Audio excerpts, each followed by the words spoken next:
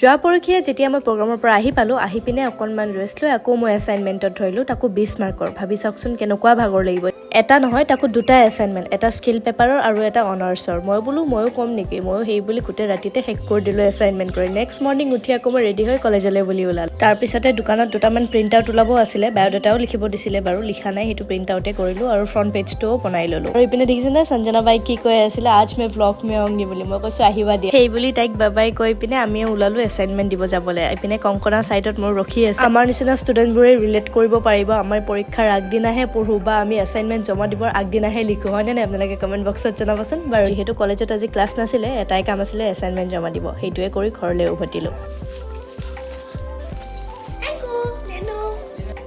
নে দেখিছেনে কাপোৰ এযোৰ তাইৰ কাৰণে মনে মনে অৰ্ডাৰ দিছিলোঁ আৰু সেইটোৱে দেখি তাই মোক একেবাৰে থেংক ইউ কৈ উৎপাত বাৰু ময়ো ক্লাছ কৰাই আজিৰ দিনটো এনেকৈ কটালোঁ আজিলৈ আহিছোঁ বাই